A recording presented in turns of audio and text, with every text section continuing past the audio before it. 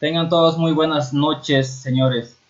Muy bien, entonces sean bienvenidos una vez más a este curso. Vamos a empezar un nuevo curso donde vamos a elaborar la estructura que hemos modelado en el curso anterior. Hemos hecho esta estructura, la hemos hecho en el programa de análisis y diseño SAP. Esta vez la vamos a hacer en lo que es en el programa. Es un programa muy conocido. Pues este programa es nada más y nada menos que el programa Etapas, ¿verdad? Muy bien, entonces vamos a desarrollar ese modelo en el programa Etapas. Vamos a diseñar todos los elementos estructurales. Acá lo tenemos los planos, ¿verdad? Si queremos conocer los planos, acá lo tenemos. Acá lo tenemos los planos, ¿verdad? Esta va a ser entonces nuestra estructura que vamos a desarrollar. Esta vez la vamos a hacer en el programa Etapas. Muy bien, entonces esta estructura consta de dos plantas. Acá lo podemos ver en el programa SAP, ¿verdad? Lo podemos ver acá. Y vamos a hacer exactamente el mismo modelo, ¿verdad? El mismo modelo. Vamos a hacer también lo que es el diseño de las losas, cosa que en el anterior curso aquí en SAP no lo hicimos, ¿verdad?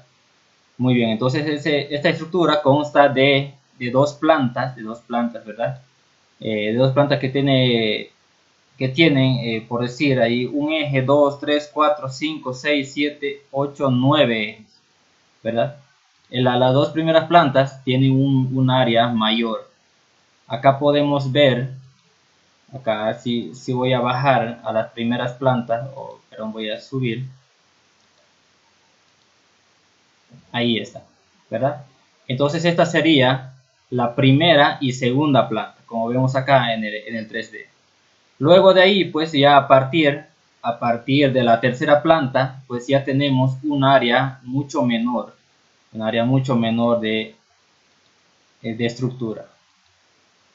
Eso es. Entonces esta es el área con la que vamos a terminar a partir del nivel 2 hasta el nivel 7. Vamos a terminar con eso. Muy bien, entonces primeramente, ¿qué es lo que debemos nosotros saber antes de realizar un diseño? Muy bien, entonces acá tenemos un pequeño contenido del curso, ¿verdad? Tenemos un contenido. En esta clase 01, vamos a estar viendo todas las propiedades correspondientes a los materiales empleados para el diseño. Debemos nosotros conocer primero las propiedades de estos materiales para recién poder entrar a lo que es el modelo y al correspondiente diseño de la estructura. ¿Qué es lo que vamos a ver acá? O sea, debemos conocer nosotros las propiedades mecánicas de los materiales, ¿verdad? Pues si hablamos del concreto, pues vamos a tener que conocer la resistencia cilíndrica del concreto. Tenemos que conocer el módulo elástico del concreto, ¿verdad? Podemos también conocer el coeficiente de Poisson. Si hablamos del acero, tenemos que conocer también su módulo elástico, también el esfuerzo de fluencia, ¿verdad? El esfuerzo de fluencia. Entonces, todas estas propiedades mecánicas de los materiales nosotros debemos conocer previamente, ¿verdad? Muy bien, entonces ahí tenemos la primera clase. Esta clase vamos a estar hablando de eso. Tenemos después, bueno, la siguiente clase estaríamos viendo lo que son las cargas que se aplican en las edificaciones y los sistemas estructurales. Como cargas, pues tenemos las cargas permanentes, se tiene las cargas vivas y las cargas ambientales, ¿verdad? Las cargas que dependen netamente de las condiciones naturales del ambiente. Entonces, pues vamos a estar viendo estas cargas. Estas cargas son algunos códigos de construcción, pues especifican unas cargas mínimas, ¿verdad? Unas cargas mínimas de diseño. Vamos a estar viendo ahí la normativa E020, también podemos ver en la normativa ACE también. Son códigos de construcción donde estipulan las cargas mínimas. Pues después de eso, vamos a estar viendo, vamos a realizar la modelación correspondiente de esta estructura de acá, ¿verdad? Vamos a realizar la modelación correspondiente. Vamos a conocer el interfaz del programa ETAPS, que es un programa muy versátil, ¿verdad? Para modelar edificios, netamente. Muy bien, después de haber hecho la modelación, el análisis, vamos a analizar ahí si todas las secciones que hemos asignado pues cumplen con los desplazamientos y están listas para ser diseñadas, ¿verdad?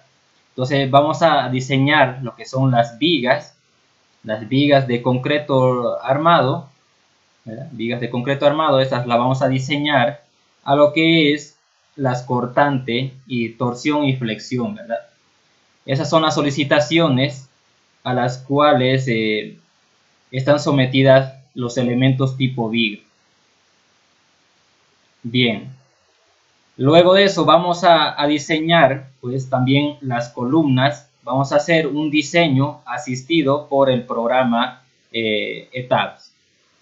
Pues como último vamos a estar haciendo el diseño, acá sí lo vamos a hacer, el diseño de las losas de concreto armado.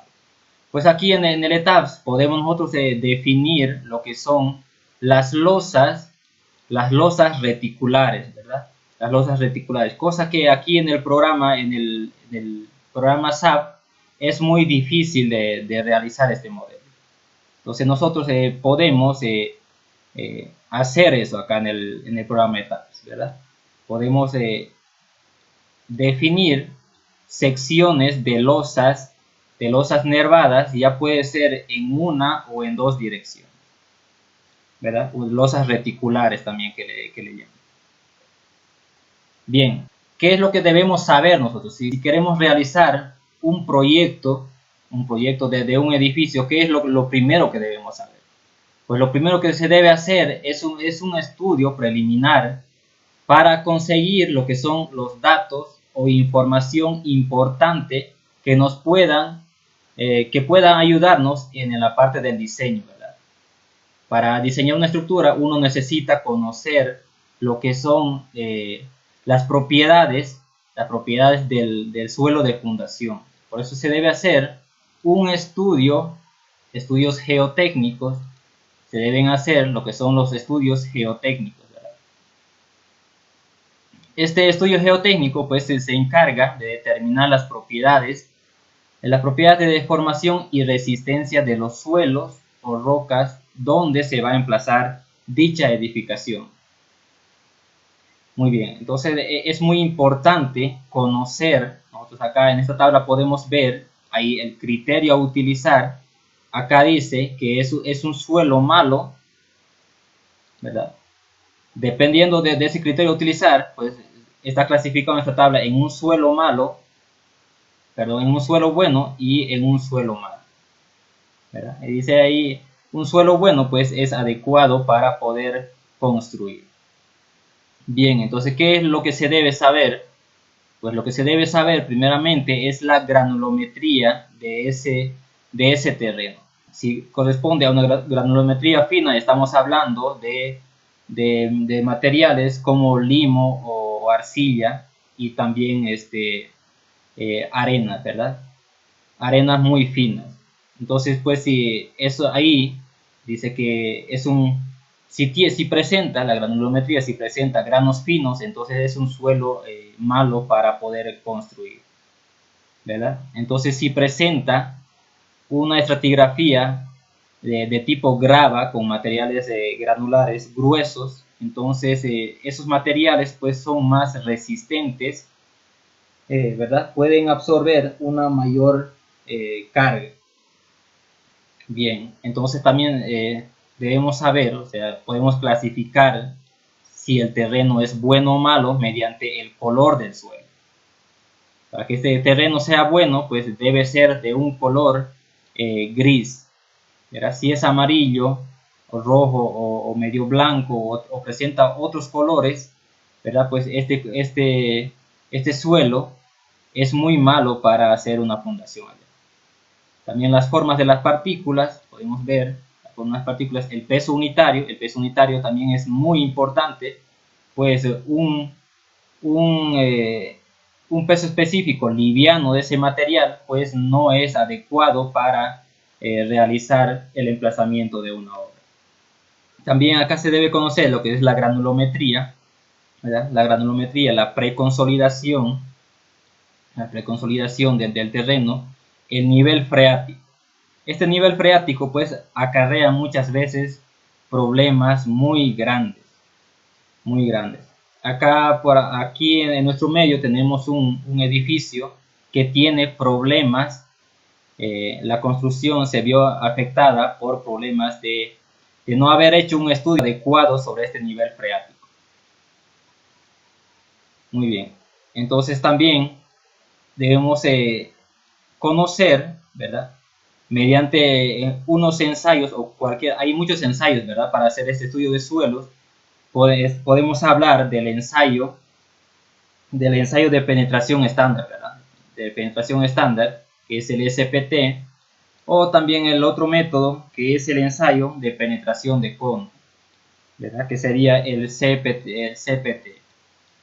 Muy bien. De esto de acá, uno puede sacar lo que son unas muestras, ¿verdad? Saca unas muestras de suelo, pues esas muestras deben ir al laboratorio y para poder determinar las propiedades correspondientes, ¿verdad? El método de penetración de cono, pues emplea un método un tanto diferente, ¿verdad? Un tanto diferente. Pero de todas maneras, cualquiera de estos métodos nos va a dar lo que son las propiedades del suelo estudiado. Esto de aquí esto de aquí es realmente muy importante también esta parte de los suelos de expansivos, suelos dispersivos o suelos colapsables, ¿verdad? Entonces estos suelos expansivos normalmente suelen a expandirse cuando son totalmente saturados con agua, ¿verdad? Se expanden. Entonces eso ahí va a afectar a lo que es a la construcción, provocando asentamientos o asentamientos diferenciales de la estructura, ¿verdad? ¿Qué pasa también si tenemos un suelo dispersivo? ¿Verdad? Un suelo dispersivo, pues al haber, supongamos que acá tenemos un terreno, ¿verdad? Todo esto es el terreno y aquí va a venir lo que es el flujo de agua, pues viene el flujo de agua, el agua subterránea por acá, entonces esta agua empieza a fluir, ¿verdad? Empieza a fluir.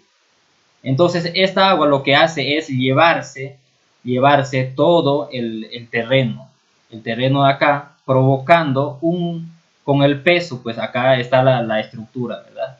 Suponemos que acá está lo que es la estructura ahí. Entonces, con el peso de la estructura, pues el terreno tiene que hacer un reacomodo de partículas. Entonces, eso ahí va a provocar lo que son los asentamientos también.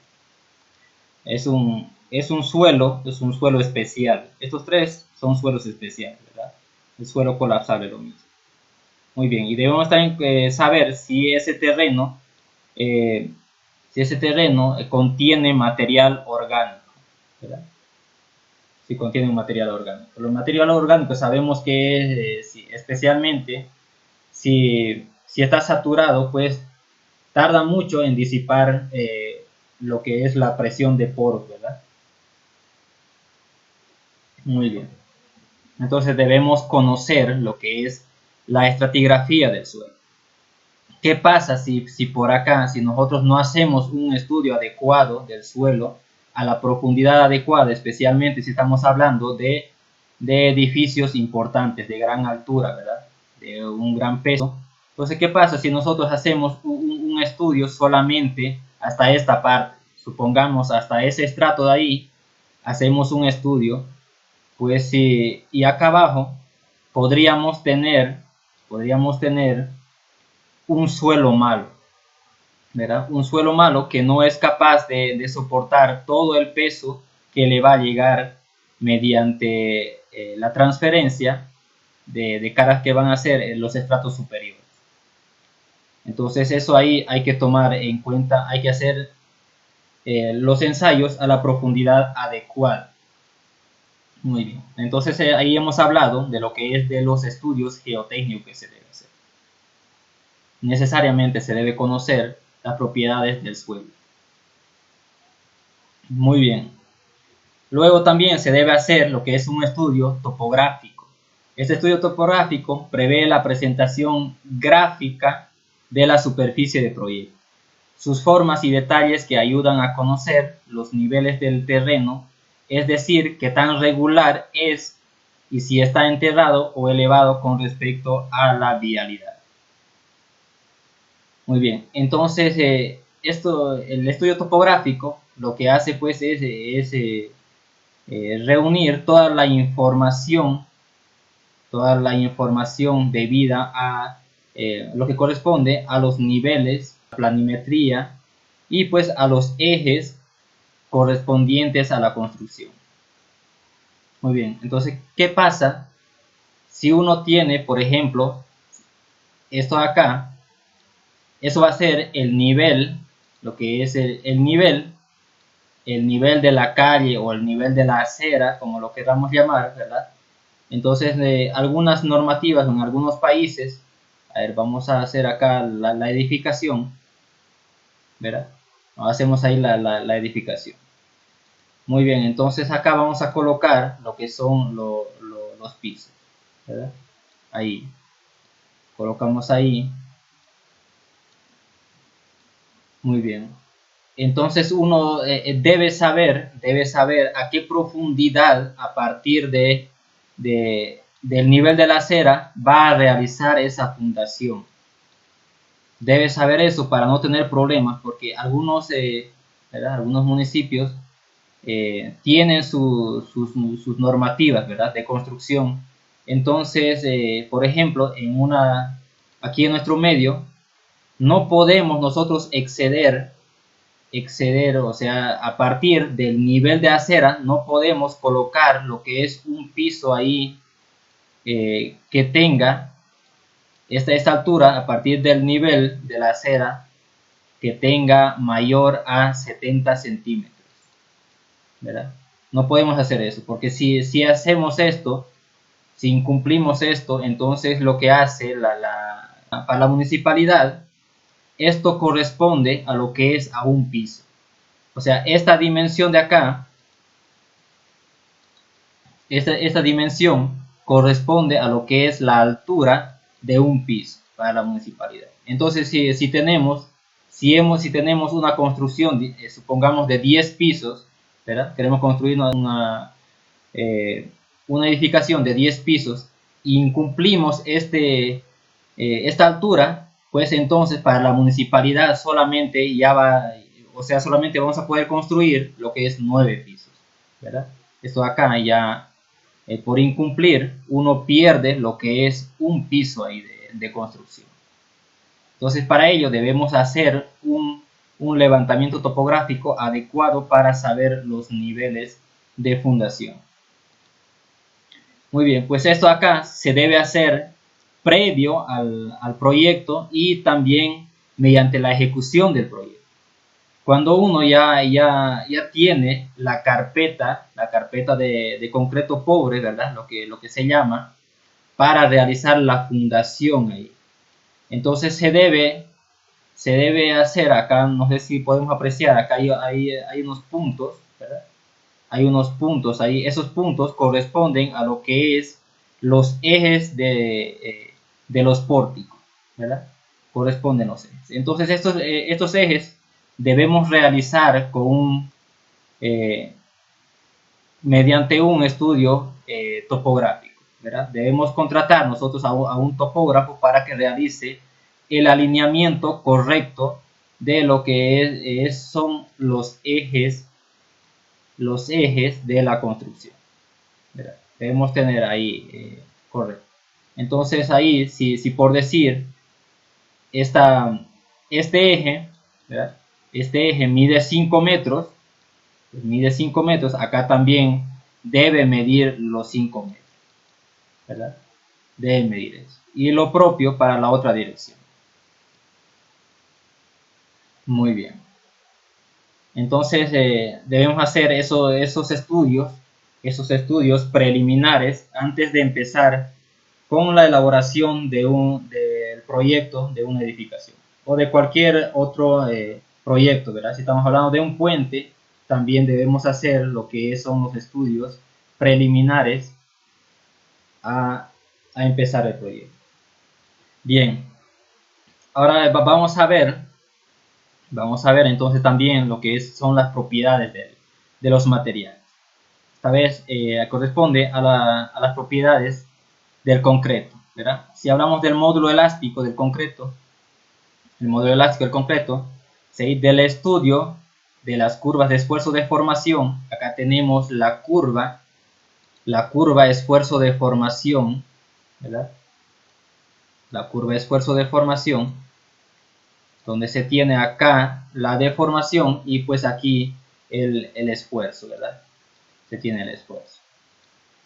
Muy bien, entonces ahí dice, resulta obvio que el concreto, que el concepto convencional del módulo elástico no tiene sentido en el concreto, por lo que se recurre a definiciones arbitrarias basadas en consideraciones empíricas. ¿Por qué dice esto?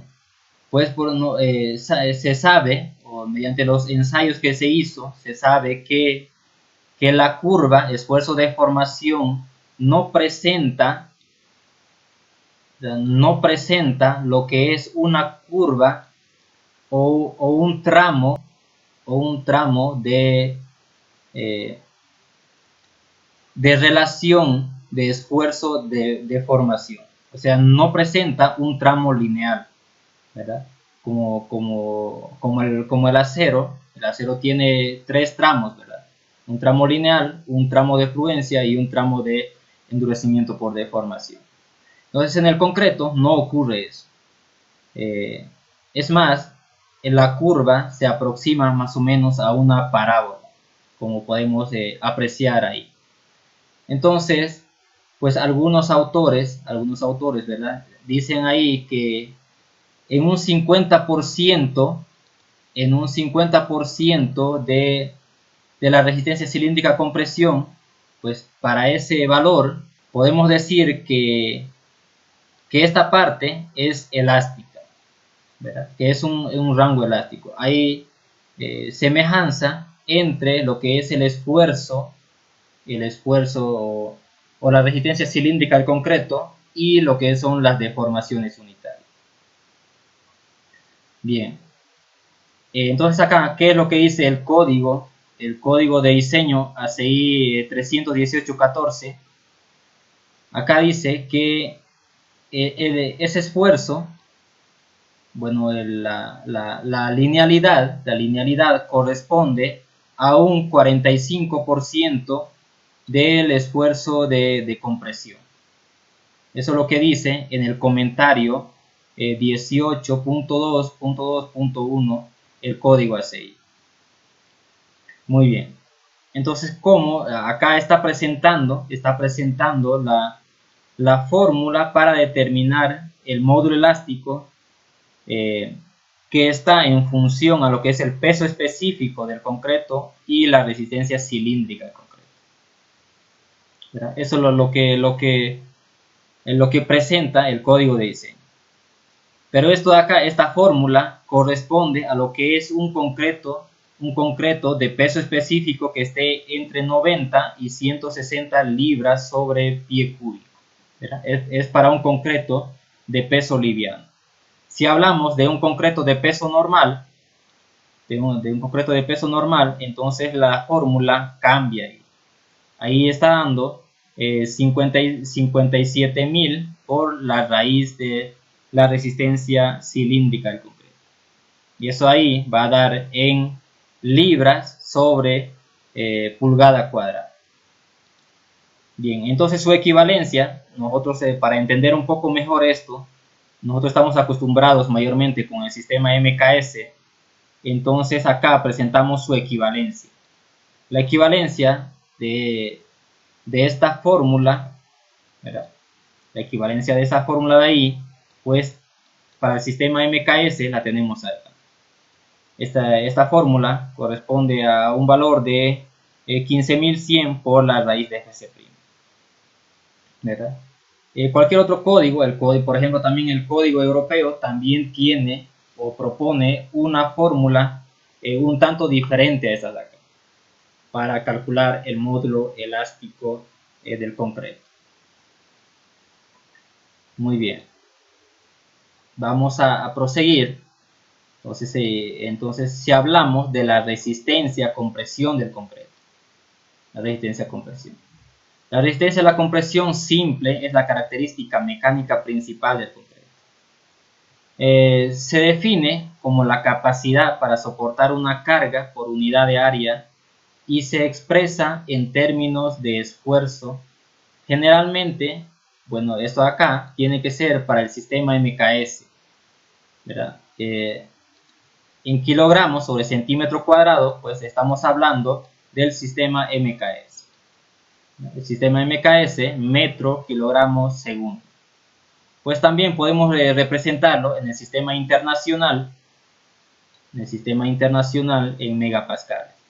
Y también en PCI, que es el sistema inglés, ¿verdad? Podemos representarlo de esa manera, el sistema inglés. Muy bien. Entonces nosotros sabemos que el concreto tiene una gran capacidad para resistir esfuerzos a compresión, esfuerzos axiales netamente a compresión. Si hablamos acá, si hacemos una gráfica de deformación versus el esfuerzo, pues si colocamos esto, ¿verdad? Colocamos eso ahí y esto de acá va a ser lo que es la compresión. Si hablamos ahí de curvas de compresión, si hablamos de corte, ¿verdad? De corte y hablamos de tracción. Entonces ahí el concreto se caracteriza por ser resistente a lo que es la compresión. Puede recibir una mayor carga a compresión respecto a lo que es a corte y a tracción. Se rompe muy fácilmente el concreto a tracción. Muy bien, entonces el código de diseño ACI está dando acá unos límites, ¿verdad? Está dando acá unos límites para el uso del FC'. Voy a hacer acá en la presentación. Muy bien, estábamos hablando acá. Entonces acá, según la aplicación, pues aquí está especificando una resistencia cilíndrica mínimo y una resistencia cilíndrica máxima. Muy bien, si es una aplicación general, cualquier aplicación puede ser la construcción de una viga o si hablamos de un tanque de agua o cualquier otra construcción, pues ahí sí general. Entonces, si hablamos de peso normal y peso liviano, pues, tenemos que aplicar un mínimo de 2500 y pues el máximo no lo limita. Si aplicamos a pórticos especiales resistentes a momentos, estos pórticos especiales resistentes a momento tienen la capacidad de deformación inelástica, ¿verdad? Tienen que incurrir en lo que es en la parte inelástica para poder disipar lo que es la energía. Esto netamente se aplica para diseño sísmico, para diseño a cargas sísmicas. Muy bien, entonces para eso está limitado aquí, o sea, el de peso liviano, bueno, el de peso normal está limitando a emplear un mínimo de 3000 PSI. Entonces esto acá, pues esto acá, si hablamos en el sistema MKS, está acá, ¿verdad? Está acá. Entonces estamos hablando de 250 kilogramos fuerza sobre centímetro cuadrado. Ese es el mínimo o la mínima resistencia que debemos aplicar si queremos hacer un diseño sismo resistente. Bien, si hablamos de un concreto liviano, también es de 3000 psi. Y pues los máximos para eso, los máximos acá para concreto normal, no limita la norma. No está limitando la normativa. Pero sin embargo lo hace para lo que es el concreto de peso liviano. No podemos rebasar, no se puede rebasar de 5000 psi para lo que es el concreto liviano. Entonces aquí se tienen las equivalencias de estas resistencias cilíndricas de concreto.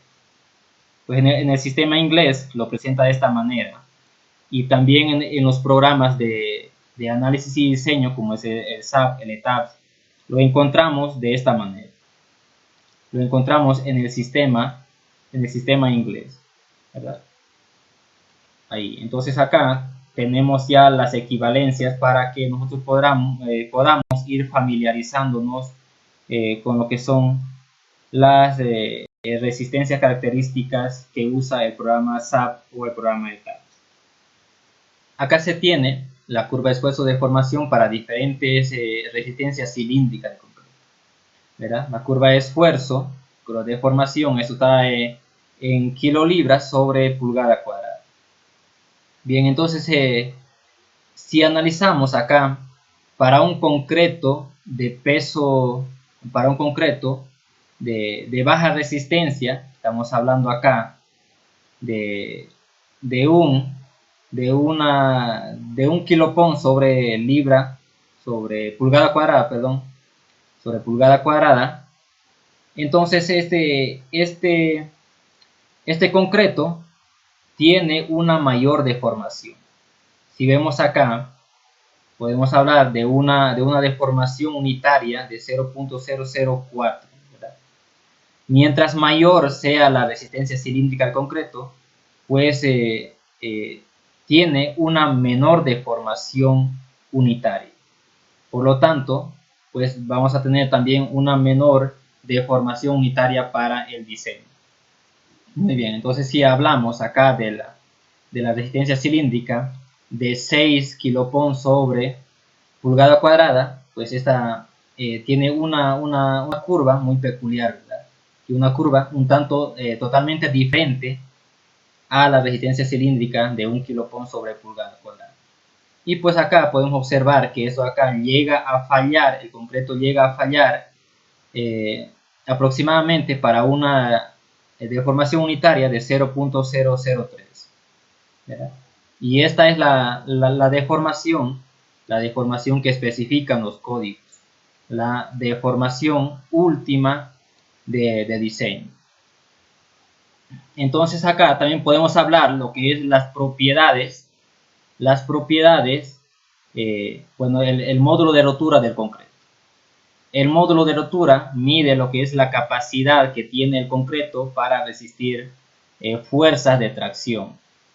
Este parámetro está en función de lo que es la resistencia característica del concreto y varía aproximadamente entre el 10 y el 15%. Varía aproximadamente entre el 10 al 15% de la resistencia cilíndrica de compresión. ¿Qué es lo que dice el código ACI? El código ACI propone esta fórmula para determinar lo que es el esfuerzo de rotura de concreto. Bien, acá a ver vamos a hacer algún dibujo acá, ¿verdad? Supongamos que ahí tenemos una columna, luego tenemos acá lo que es una viga, ¿verdad? Ahí una viga, luego también se tiene lo que es una columna. Entonces vamos a decir que este elemento ahí es continuo, la viga es continua. Entonces pues se tiene lo que son los momentos, ¿verdad? Los momentos, esto no va. En una estructura continua o en una viga continua se tiene estos momentos acá, ¿verdad? Se tiene ahí los momentos positivos en la parte de los apoyos y momento negativo en la parte de los apoyos y momento positivo en la parte media de la viga. Ahí tenemos momento positivo. Entonces lo que el concreto va a hacer al estar expuesto ahí a tracción, pues la fibra superior de este elemento viga, la fibra superior va a estar a tracción. Se va a traccionar esta parte.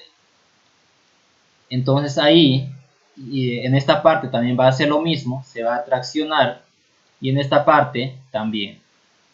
Bien, entonces van a empezar a surgir lo que son unas grietas, ¿verdad? Va a empezar a surgir unas grietas ahí, porque una vez que rebasa este valor o este de acá, una vez que rebasa el concreto eh, ese valor, pues va a empezar a fisurarse la parte traccionada, ¿verdad? Ahí va a presentar entonces fisuras. Acá también, ¿verdad? Fisuras por flexión. Muy bien, entonces para eso, pues uno lo que hace es reforzar el elemento, ¿verdad? Para eso se coloca lo que son las varillas de refuerzo, tanto en la parte inferior del elemento como en la parte superior, ¿verdad? Entonces una vez que se agrieta esto, que se agrieta en la parte traccionada, pues es el refuerzo de acero el que toma toda la carga, toda la carga. Entonces en vigas, pues en vigas se dice que aproximadamente de un 60 a un 75% de la viga está totalmente agrietada. Entonces para eso uno utiliza este módulo de rotura para controlar lo que es el espaciamiento o el tamaño de fisura del concreto. Y este tamaño, esta fisura se lo controla pues mediante el espaciamiento de los estribos también acá, ¿verdad? Acá colocamos estribos, pues debemos colocar o el código limita a un máximo espaciamiento. Y para determinar este máximo espaciamiento, pues uno debe aplicar lo que es el módulo de rotura. Bien, entonces si hablamos ahí de un 10%, supongamos que tenemos un concreto de FC', de 350 kilogramos centímetro cuadrado, ¿verdad? Kilogramos centímetro cuadrado. Entonces el módulo de rotura, aquí el F sub R sería 0.1, ¿verdad? 0.1 por 350, ¿verdad? Y eso va a dar 35, 350 acá. Eso va a dar 35 kilogramos sobre centímetro cuadrado. Muy bien, entonces una vez que el concreto rebasa este valor de acá, pues empieza a fisurarse. Entonces aquí el código ACI está dando, presenta esta fórmula de 2 por un parámetro lambda, un factor lambda, por lo que es la raíz cuadrada de la resistencia cilíndrica del concreto. Eso ahí está en el sistema MKS, ¿verdad? Entonces si nosotros hacemos si calculamos mediante esta fórmula, ¿verdad? Este parámetro lambda, lo tenemos acá, eso es para un concreto de peso liviano. Pero para un concreto de peso normal, eso ahí es 1. Como dice acá, para un concreto de peso normal, el lambda puede ser tomado como 1. ¿Verdad? Se toma como 1 para un concreto de peso normal. Y acá están los valores para lo que es un concreto de peso liviano. Entonces, para un concreto de peso liviano. Eso ahí depende del peso específico, ¿verdad? Si tenemos un peso específico menor a 100 libras sobre pie cúbico, pues ese lambda va a corresponder a 0.75. Bien, ¿verdad?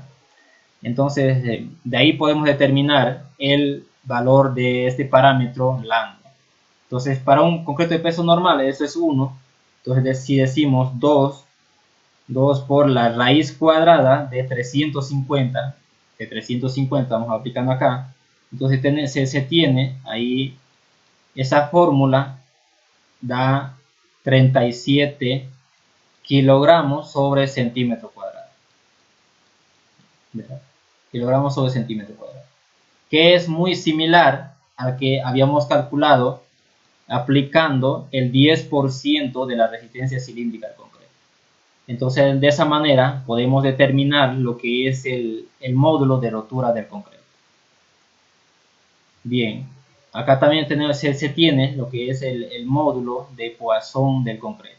Ese módulo de Poisson pues, es la relación simplemente de las deformaciones del concreto. El coeficiente de Poisson es un parámetro característico de cada material que indica la relación entre lo que es las deformaciones, ¿verdad? Las deformaciones transversales que sufre el material. En el sentido perpendicular a la fuerza aplicada y las deformaciones longitudinales en la dirección de la fuerza aplicada. ¿Qué quiere decir esto? Por ejemplo, si tomamos acá, tenemos acá, aplicamos una fuerza, ahí una fuerza, aquí también aplicamos otra fuerza, ¿verdad? Aplicamos unas fuerzas axiales ahí al elemento, entonces lo que va a hacer, o la respuesta que va a tener el elemento, pues va a aumentar su longitud en esa dirección, ¿verdad? Va a aumentar su dirección en su longitud en esa dirección, pues en las otras direcciones se va a ver disminuida su dimensión. Tiene que disminuir su dimensión. Entonces, eso es. Entonces, esta acá sería la deformación transversal, ¿verdad? Corresponde ahí la deformación transversal y esta también sería una deformación transversal. Y esta aquí corresponde a lo que es las deformaciones longitudinales del elemento o del material. Muy bien. Aquí entonces se tiene lo que es el cálculo o la relación de las deformaciones, ¿verdad? La deformación. Entonces, si se aplica acá en este elemento, si estamos aplicando una fuerza axial en la dirección X, ¿verdad? En la dirección X, pues en esa dirección va a aumentar su longitud y en las otras direcciones pues, se va a cortar. Por eso es que acá se tiene la deformación en Y sobre la deformación, la deformación transversal sobre la deformación longitudinal. Y también para la otra dirección también podemos calcular con la misma relación, ¿verdad? Con la misma relación. Entonces es la relación de las deformaciones transversales sobre la deformación longitudinal.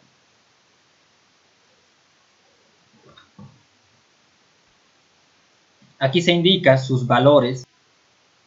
Su valor varía aproximadamente, ¿verdad? De 0,11 para lo que son los concretos de alta resistencia, a 0,21 para concretos de baja resistencia o como llamamos por los concretos de resistencia media. Muy bien, entonces al ser un concreto de alta resistencia, pues estos concretos, la deformación transversal de estos concretos es pequeña, ¿no? Es muy pequeña. Se deforman muy poco estos concretos que pueden soportar grandes cargas. Entonces, por eso se dice que ese módulo de Poisson va a ser de 0,11 para concretos de alta resistencia y pues aproximadamente está entre de 0,20 para concretos de baja resistencia. Si hablamos de baja resistencia, estamos hablando aproximadamente, o sea, de un concreto. O sea, eso sería el FC', o sea, menor, estamos hablando de menor a 400, podemos decir a 420, ¿verdad? Esto es kilogramos sobre centímetro cuadrado. Y estamos hablando de 210, ¿verdad? Que es el mínimo que estipulan los códigos de diseño. Entonces, si estamos hablando entre estas resistencias. Si tenemos entre estas resistencias, entonces podemos aplicar lo que es un módulo de Poisson o un coeficiente de Poisson de 0.21 o 0.20, como normalmente están por defecto en los programas de análisis. Bien, otra cosa que tenemos que hablar acá es del módulo de rotura. El módulo de rotura pues está relacionado con lo que es acá voy a colocar, ¿verdad?, el módulo de rotura. El módulo de corte. El módulo de corte o cizallamiento. Eso ahí. Entonces eso ahí está representado, normalmente se representa por la letra G mayúscula. Entonces ese módulo está relacionado con lo que es el módulo elástico del concreto. El módulo elástico del concreto y lo que es el módulo o el coeficiente de Poisson. 1 más el coeficiente de Poisson. Esa sería la relación. El programa calcula con esta relación. El módulo elástico sobre 2 veces por 1 más el coeficiente de Poisson. De esa manera se determina el módulo de corte. Muy bien, entonces también podemos ver o podemos hablar sobre las propiedades del acero de refuerzo. El acero de refuerzo, en concreto armado, son varillas de sección redonda. Como podemos apreciar acá abajo, tenemos en esta gráfica, se tiene lo que son las diferentes configuraciones de varillas o las diferentes corrugaciones de estas varillas. Estas corrugaciones pues se los ha hecho, o sea, son un tipo de adherencia física entre la varilla de refuerzo y el acero, ¿verdad? Entonces esto acá se lo ha incorporado para lo que es restringir el movimiento longitudinal relativo al concreto, ¿verdad? Entonces, una vez teniendo estas corrugaciones, pues el concreto o la varilla va a ser difícil de que se deslice respecto del concreto. Se los hace con esa finalidad. Pero tienen una sección totalmente redonda las varillas de refuerzo. Muy bien. Entonces acá presentamos algunos diámetros comerciales acá en Bolivia. En otros países pueden tener otros diámetros o diferentes diámetros, ¿verdad? Entonces aquí tenemos según el número de varilla, se tiene el diámetro ahí en pulgadas, ¿verdad? Se tiene en pulgadas y acá está representado o convertido a milímetros. Su área correspondiente, también acá tenemos su peso, el peso por varilla también, por varilla de 12 metros de longitud. Normalmente aquí en Bolivia utilizamos lo que son las varillas. Bueno, las varillas vienen de 12 metros de longitud. Creo que en otros países como Perú, esas varillas tienen una longitud máxima de 9 metros. Entonces los diámetros comerciales acá en nuestro medio pues son estos de acá. Acá normalmente tenemos el acero, o bueno, la empresa de ArcelorMittal que proporciona el acero, ¿verdad? Aquí podemos aproximar esto a 8 milímetros, esto de acá lo manejamos como 10 y esto de acá como 12, ¿verdad? Como 12, 16, 20, de esa manera acá tenemos las varillas. Muy bien, entonces aquí la normativa de diseño, la normativa ACI, estipula ahí que debemos cumplir con estas normas, con la norma ASTM A615, A615, que es un acero al carbono y tiene la propiedad también de ser soldable, ¿verdad? Y ese lo podemos denominar con la letra S a ese tipo de acero. También se tiene la norma ASTM A706, que es un acero de baja aleación, este acero. También tiene la propiedad de ser soldable y después cumple con los requisitos de ductilidad que se requiere para el diseño de elementos sismoresistentes. Entonces, estas dos normativas están incluidas en lo que es los programas de diseño, tanto el SAP como en el ETAP, ¿verdad? Se tiene eso ahí. Bien, entonces vamos a hablar de esto allá cuando estemos en el programa, o también podemos chequear lo que es el código de diseño ACI, ahí también vamos a poder encontrar más información sobre las varillas de refuerzo. Bien, entonces la curva de formación, del acero de refuerzo. Las curvas de esfuerzo de formación del acero muestran una porción inicial elástica, estamos hablando de esta curva, ¿verdad? Esa curva es una recta, donde pues aquí el esfuerzo es directamente proporcional a lo que es la deformación unitaria, ¿verdad? Entonces esa curva, bueno, esa proporcionalidad se mantiene hasta que alcanza el acero su esfuerzo de fluencia. Una vez que el acero alcanza su esfuerzo de fluencia, pues presenta otra curva, o bueno, una plataforma constante, que sin aumentar la carga en el elemento, pues el acero tiende a deformarse. Posteriormente, pues presenta una curva de endurecimiento por plastificación del material, ¿verdad? Presenta esa curva ahí, una curva tipo parabólica.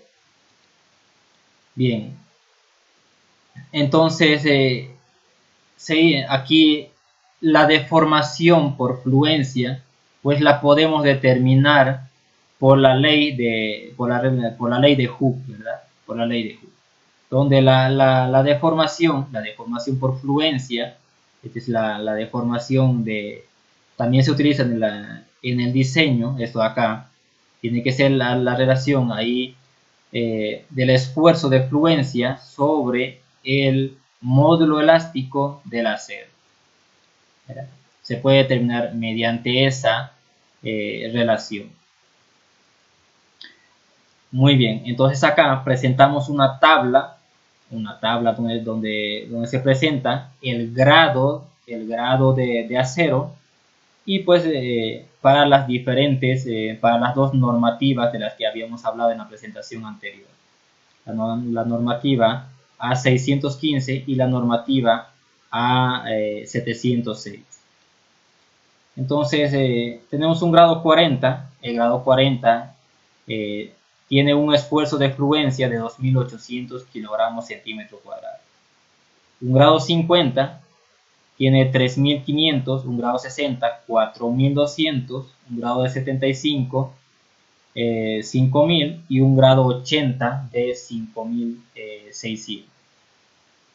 Bien, ahora en los códigos de diseño solamente existe lo que es el grado 40, el grado 60 y el grado 75.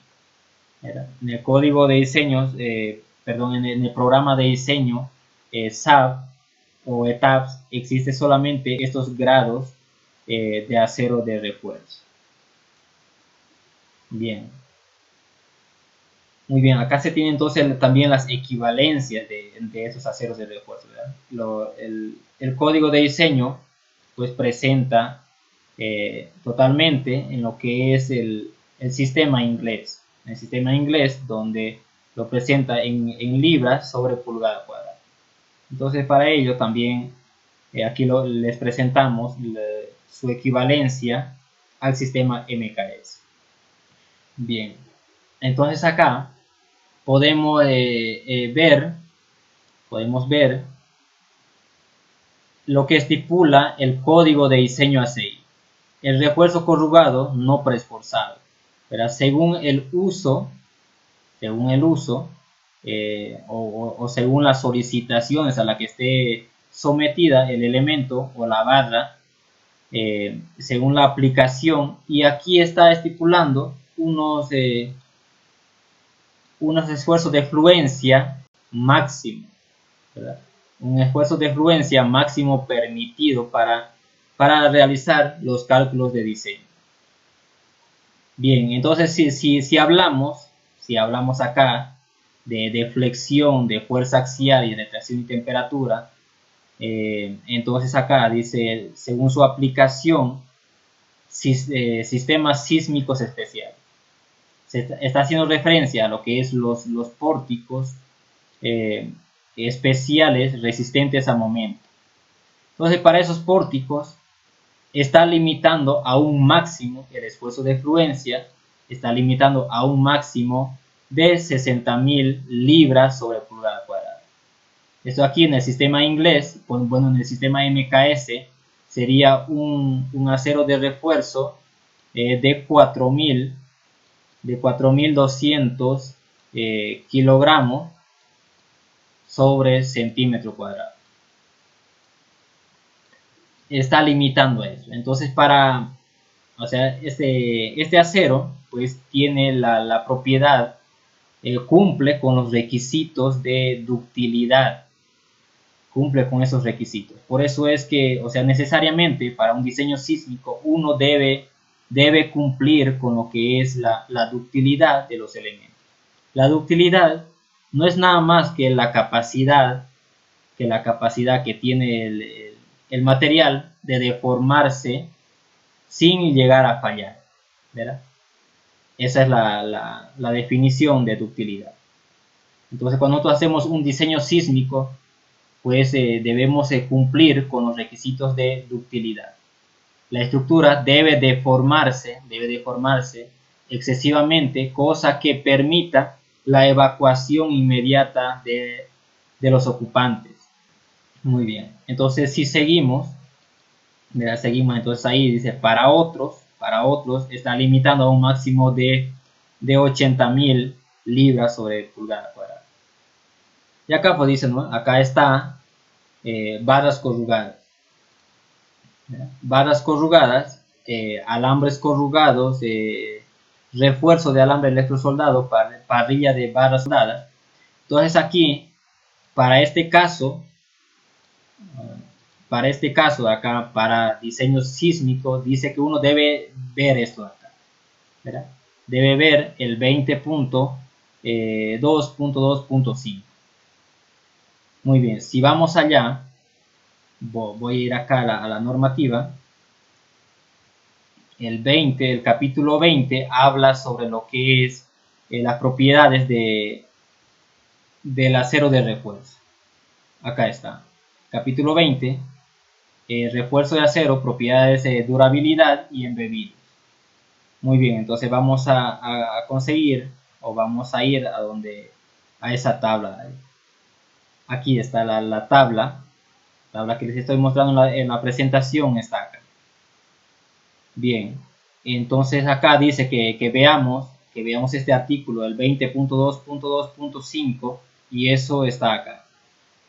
Y dice, el refuerzo longitudinal corrugado no preesforzado que resista momentos, fuerza axial o ambos, inducidos por un sismo, en pórticos resistentes a momentos especiales, dice que debe cumplir y con el inciso A o B. Y el inciso A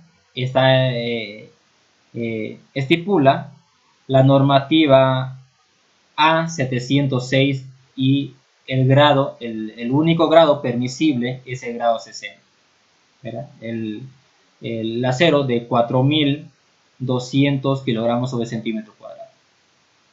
Bien, entonces el B también dice que permite utilizar lo que es el A615 de grado 40, estamos hablando de 2.800 kilogramos sobre centímetro cuadrado, si cumple con esto acá, con la resistencia, dice la resistencia a la fluencia real en ensayos en la siderurgia no debe exceder FY en más de 18.000 libras sobre pulgada cuadrada.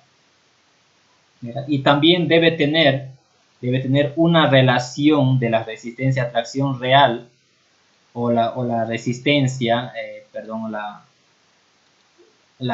lo que es el esfuerzo último, ¿verdad? Estamos hablando del FU a la resistencia de fluencia real, ¿verdad? La resistencia de fluencia, estamos hablando, el esfuerzo de fluencia. Entonces dice ahí que esa relación, o sea, la relación FU sobre lo que es el FY, eso debe ser mayor o igual, ¿verdad? Mayor o igual a 1.25, ¿verdad? O sea, este de aquí es el requisito de ductilidad. Este es el requisito de la ductilidad. Entonces, si el acero cumple con este requisito acá, entonces se puede utilizar para lo que es un diseño sismo resistente. Muy bien. Entonces ahí un acero de grado 40. Si queremos utilizar un acero según la normativa 615 de grado 60, debemos cumplir también con lo que es la tercera condición. La tercera condición dice la elongación mínima en una barra de medición de 8 pulgadas debe ser al menos 14% en barras de diámetro número 3 hasta el número 6, ¿verdad? Entonces debemos cumplir también con ese diámetro si queremos utilizar un acero A615 de grado 60. Muy bien. Entonces acá también se tiene para apoyo lateral en barras longitudinales o confinamiento del concreto. Estamos hablando de lo que son los estribos de confinamiento. Entonces también está limitando para sistemas sísmicos especiales, limita a 100.000 libras sobre pulgada cuadrada. Y pues las normativas de acero podemos utilizar esta que estipula acá, tanto la ACTM A615 como la ACTM A606. Probablemente en otros países también existan estas normativas de acero. Entonces también permite utilizar esas normativas. Muy bien. Bueno, si volvemos a la presentación, entonces ya hemos hablado de esto. Acá está la presentación. Muy bien. Entonces vamos a estar hablando, mañana vamos a hablar sobre lo que son las cargas en las edificaciones y de los sistemas estructurales